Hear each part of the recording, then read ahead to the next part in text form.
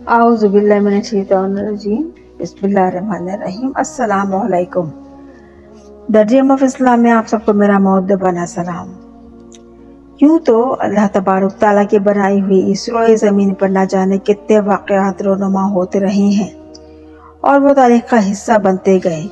اور اپنے پیچھے نہ جانے کتنے سربستہ راز پنہا کرتے گئے، جس کو کھودنے کے لیے محققین، مفسرین، ماہر ارضیات، ماہر سائنس اور قرآن و سنت کی روشنی میں ان رازوں سے پردہ ہٹاتے رہے، جو کہ وقت کی دھول کے ساتھ ساتھ دب گئے۔ آج بھی میں آپ کے ساتھ ایک ایسے شہر گمگشتہ اور فنا، تباہ، عبرت اور باعث عبرت شہر کا تذکرہ کرنے کی جسارت کروں گی کہ جس کے کچھ آنے والی نئی تحقیق و تحریر کی روشنی میں ماحولیاتی، ارضیاتی تغیر و تبدل کی وجہ سے دنیا کے کتنے شہر زیر زمین دفن ہو گئے، یا پھر اتفاقاً کسی حادثے کی بدولت دنیا کے سامنے منظر عام پر آتے گئے، جن پر تحقیق کے بعد راز عیاں ہوئے کہ آج اسی شہر گمگشتہ کی تذکرہ میں رومن امپائر کے شہر کا تذکرہ کرنے کی کوشش کروں گی، جس شہر کو حضرت داؤد علیہ السلام کے زمانے سے منسوب کیا جاتا ہے، جو کہ اپنے عہد کے معروف، مصروف، تہذیب یافتہ، ترقی یافتہ اور شہروں میں شمار کیا جاتا تھا، مگر حضرت انسان کو بھی عزت راس نہیں۔ خدا جب ان کو بے تحاشا نعمتیں اور رحمتیں اور دولت اور دنیا کی ہر نعمت نوازتا ہے، تو جب وہ ان سے کچھ زیادہ فائدہ اٹھا لیتے ہیں اور جب ان کا حرص ختم ہو جاتی ہے تو پھر وہ آگے کی صورت اختیار کرتے ہیں اور شرک گناہ میں ڈوب جاتے ہیں اور اللہ تعالیٰ کے بنائے ہوئے اصولوں کو بھول کر نہ صرف تباہ و برباد ہو جاتے ہیں، بلکہ اپنی تباہی اور بربادی کی داستانیں، گناہوں کی داستانیں چھوڑ جاتے ہیں، تاکہ رہتی دنیا تک انسان، حضرت انسان اس کو دیکھتا رہے اور مقابل عبرت حاصل کرتا رہے۔ آج اسی معقولے کو سچ ثابت کرتے ہوئے کہ ہے کوئی دیدہ عبرت نگاہ جو مجھے دیکھے، تذکرہ کرتے ہیں۔ اس وادی حیرت میں قدم رکھنے سے پہلے تھوڑا سا تعارف ہو جائے اس شہر گمگشتہ کے بارے میں۔ جب 18ویں عیسوی میں جب اٹلی کے ایک بنجر علاقے کے ایک کسان نے اپنے علاقے میں پانی کے حصول کے لیے کنواں کھودنے کا ارادہ کیا تو کھدائی کرتا رہا اور کافی حد تک کھدائی کرتا رہا، لیکن کھدائی کے دوران پانی تو نہ ملا، مگر انجانے میں اس کو ایسے علاقے کا دریافت کا سبب بن گیا کہ جس کو ڈھونڈنے کے لیے گزشتہ 2000 سالوں سے کوششیں جاری تھی۔ جب کھدائی کے دوران کسان نے محسوس کیا کہ کھدائی کے دوران ایسی چیزیں مل رہی ہیں جسے گمان ہو رہا ہو کہ نیچے کوئی بستی آباد ہے، تو پھر اس نے اپنے اس بات کا تذکرہ اپنے علاقے کے بااثر افراد سے کیا،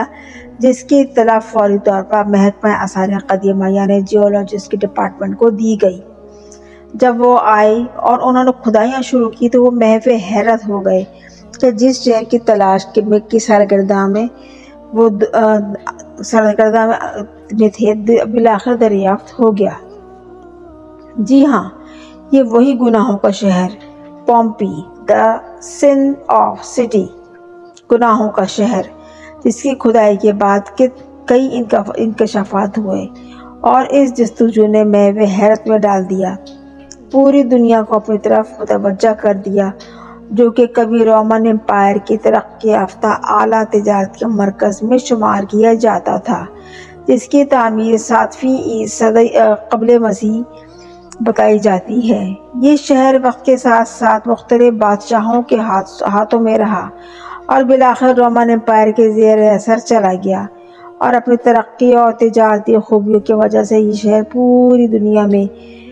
امیر ترین شہر اور تجارتی مرکز کا اعلیٰ ترین مرکز نگاہ بن گیا، مگر وہاں کے لوگوں نے آخرکار ان کو زیادہ یہ عزت ہضم نہیں ہوئی اور آخر انہوں نے پھر گناہوں کی ایسی بنیاد رکھی کہ قدرت کو بھی، قہر کو بھی اور دست قدرت کو نہ صرف صیغہ ماضی بنا دیا بلکہ مقام عبرت بنا دیا۔ یہ تو سب جانتے ہیں کہ قوم لوط وہ بدبخت قوم تھی کہ جس نے ہوموسیکچولیٹی یعنی ہم جنس پرستی کو سب سے پہلے فروغ دیا اور فطرت سے بغاوت کے گناہ کے جرم کا ارتکاب کیا، اور بالآخر اس قوم کو اللہ تعالیٰ نے عذاب الہی سے ان کا مقدر بنا لیا، اور اس شہر کے مکینوں کو اپنے آباء و اجداد کی روایت کو برقرار رکھنے کے لیے اس شہر کو گناہ کو ایسے بستی میں مبتلا کر دیا کہ انسانی اخلاق کی اقدار بھی نفرت اور کراہیت سے منہ پھیر لے۔ حتیٰ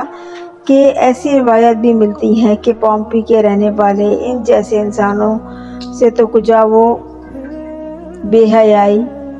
خباثت، غلاظت کے اس درجے پر جا پہنچے تھے کہ وہ جانوروں کے ساتھ بھی اپنی جنسی ملاپ کی تصویریں اور مورتیاں بنا کر شہروں کے چوراہوں پر لٹکا دیتے تاکہ دیکھنے والوں کو لالچ دیا جا سکے۔ ہم سب بخوبی جانتے ہیں کہ قوم لوط جس پر ہم جنس پرستی کا شکار ہوئی، اللہ نے اپنے حکم سے اس پر پتھر کی بارشیں کر دیں، اور پھر آخرکار وہ قوم اللہ تعالیٰ کے حکم سے نیست و نابود ہو گئی اور تا قیامت مقام عبرت بن گئی۔ پھر جب اس شہر کی تاریخ کا مطالعہ کرتے ہیں تو ہم پر یہ عقد حیاں ہوتا ہے کہ اس شہر کے باسی اس قبیح و کری گناہ عظیم میں کہیں زیادہ آگے نکل گئے تھے، جن کی عورتیں بھی مردوں کی طرح ہم جنس پرستی میں جیسے مکروہ عمل اور اس کے فعل میں ڈوب چکی تھی، حتیٰ کہ سرعام جانوروں اور معصوم بچے بھی اس گناہ کا ارتکاب ہونے لگے تھے۔ اس شہر کے بارے میں مورخین محققین لکھتے ہیں کہ اس شہر کا ہر دوسرا گھر عیاشی کا اڈا بن چکا تھا، جہاں پر مفتوحہ علاقوں سے لائی گئی خوبصورت لڑکیوں کو حوث پرستی اور ہم جنس پرستی کا نشانہ بنایا جاتا۔ پھر ایک وقت ایسا بھی آیا کہ ہم جنس پرستی اور جسم فروشی کا یہ شہر معروف ترین دھندا بھی بن گیا اور اڈا بھی بن گیا۔ جو لوگ کبھی اس شہر میں تجارتی کام کیا کرتے تھے، یہ شہر اپنے تجارتی اور ترقی یافتہ سرگرمیوں کی وجہ سے دنیا کا محو مرکز تھا۔ وہاں پر ایک جسم فروش مرد اور عورت محنت کش مزدور کی نگاہ سے دیکھے جانے لگے اور قابل عزت مانے جانے لگے، اور ان سے حاصل ہونے والا سرمایہ یہ جسم فروش مرد عورت جو کماتے تھے سب سے زیادہ تصور کیا جانے لگا۔ اس شہر بد کے تاریخ اوراق پلٹیں تو پھر یہ راز عیاں ہوتا ہے کہ اس پر غلاموں کی ایک بڑی تعداد بھی شامل تھی، اور اس کے علاوہ شہر کے اشرافیہ بھی اس مکروہ دھندے کا اور کاروبار کا شکار ہو چکے تھے۔ روایات یہاں تک کہتی ہیں کہ اس شہر کا حاکم طبقہ یا تو اپنے طبقے کو یا تو پھر اپنے بروتھل کا مالک تھا، یا پھر جسم فروشی کی دلالی جیسے مکروہ کام میں ملوث تھا، اور جو عزت اور مستحکم طریقے سے کرتے تھے اور اپنے لیے باعث فخر سمجھتے تھے۔ اس شہر کے مکین اس قدر اخلاقی انحطاط کا شکار ہو چکے تھے کہ ماضی و حال میں ان کی اور مثال دنیا میں ملنا ناممکنات میں سے شامل ہے۔ اس شہر کی کھدائی سے جو تصاویر حاصل ہوئی ہیں وہ اس قدر واہیات اور بیہودہ ہیں کہ بے شرمی کی حد سے کراس کی ہوئی ہیں کہ جس کی کوئی مثال نہ ملے اور نہ ہی ملے گی، اور کوئی بھی شخص اگر کو دیکھنا بھی گوارا نہ کرے، وہ شخص کہ جو اللہ تعالیٰ کی عبرت پر یقین رکھتا ہو اور اللہ تعالیٰ پہ یقین رکھتا ہو۔ جبکہ اس دور میں یہ رواج عام تھا کہ لوگ اپنے مکانوں کی اور اپنے چوراہوں کی در و دیوار پر اپنے بیہودہ خیالات اور شاعری لکھا کرتے تاکہ پڑھنے اور سننے والے بھی اس غلاظت اور مکروہ فعل کا حصہ بنے اور ان کو ترغیب حاصل ہو۔ اس کے علاوہ اس شہر میں بے حیائی و فحاشی کے کئی اور طریقے متماثل تھے۔ مثلاً انسانی تاریخ کا یہ پہلا وہ شہر تھا جہاں حمام یا سوئمنگ پول تعمیر کیے گئے تھے۔ بیک وقت مرد اور عورت اس میں اپنے نفس کی تسکین کیا کرتے تھے۔ ان کے مکانوں کے اندر اور اندرونی اور بیرونی دیواروں پر ایسی تحریر ثبت تھی کہ ایسی علامات ثبت تھی کہ جو ان کے زناخانے ہونے کی دلیل دیتی تھی۔ اس شہر کی معاشرت کو دیکھتے ہوئے انسان یہ سوچنے پر مجبور ہو جاتا ہے کہ آخر گناہ کی حد کہاں تک جاتی ہے کہ ان کا گھر کے اندرونی حصے، بیرونی حصے، دیواریں، در و دیوار، چوراہے، ہوٹل یا جو بھی چیزیں تھیں، علاوہ بس ایک آسمان بچا ہوا تھا جو ان کے اختیار میں نہیں تھا، ورنہ شاید وہاں پر بھی وہ اپنی غلاظت کی تحریریں ثبت کر دیتے۔ اس شہر کی بیان کردہ برائیوں کی کہانی یہاں ختم نہیں ہوتی کہ گھر گھر برائی کے اڈے ہونے کے باوجود شہر کے مرکز میں ایک بہت بڑی عمارت تعمیر کی گئی جس کو سب سے بڑے بروتھل کا درجہ دیا گیا۔ اس کو اس دور کے لوپن آرا کا نام دیا جاتا ہے جس کے معنی مادی بھیڑیے کے ہیں۔ اس بروتھل کو دنیا کا سب سے بڑا فحاشی کا اڈا تصور کیا جاتا ہے جو 2 منزلہ عمارت پر محیط تھا۔ اس کا نچلا حصہ عام لوگوں کے لیے مختص تھا اور اوپری منزل شہر کے اشرافیہ کے لیے مختص تھی، جہاں پر فحاشی و بے حیائی کی ساری حدود کراس کر کے صرف فحاشی کا کام کیا جاتا تھا، جہاں ہم جنس پرستی، جہاں پر فحاشی نہ جانور کا، نہ محرم، نہ نامحرم، کسی چیز کا کوئی لمٹ قائم نہیں تھی۔ ان لوگوں میں محرم نامحرم کا تصور نہ تھا، جانوروں انسانوں میں بھی کوئی فرق نہ تھا، مرد عورت یہ سب ایک دوسرے کے لیے عام ایک جیسے تھے، ہر کوئی اپنے اپنے کاموں سے لگا ہوا تھا اور اس کو اپنا قابل فخر اور قابل عمل کام سمجھ رہا تھا۔ اصول فطرت ہے نا کہ جب کسی قوم یا فرد نے فطرت کے تقاضے کو اور اصولوں کو توڑا تو فطرت نے بھی ان کو ایسا سبق دیا کہ وہ قوم مقام عبرت بن گئیں۔ بالآخر اس شہر بد کے مکینوں کے ساتھ بھی کچھ ایسا ہی ہوا۔ عام دنوں کے طرح یہ عوام اپنے اپنے گورکھ دھندے میں مصروف تھی کہ اس شہر کے قریب ایک آتش فشاں پہاڑ جو صدیوں سے آباد تھا اور کبھی اس میں سے لاوا نہیں پھٹا تھا، اچانک یکایک اس نے آگ اگلنا شروع کی اور اس وقت رفتاری سے آگ اور دھوئیں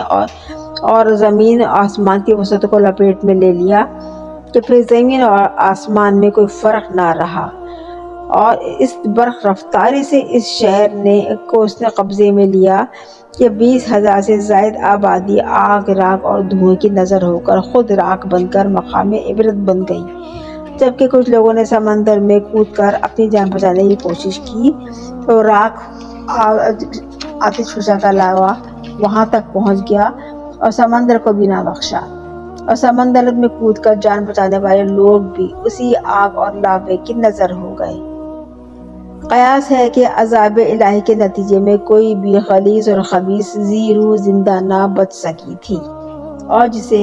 1748 میں اتفاقاً اس شہر کی دریافت کے درمیان سب کچھ عیاں ہوا۔ حیرت انگیز طور پر بات یہ ہے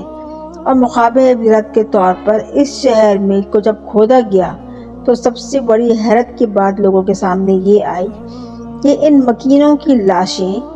اسی حالت میں پائی گئیں کہ جس حالت میں وہ جن کاموں اور جن عمل میں مصروف تھے وہ ویسے کے ویسے ہی رہے۔ لگتا تھا کہ فطرت نے درس عبرت دینے کے لیے ان کی حفاظت کی ہو کہ کب دنیا کے سامنے ان کے راز عیاں ہوں اور کب دنیا ان کی عبرت کی نشانیاں دیکھے اور ان کے حرکات دیکھے۔ رب کریم نے قہر و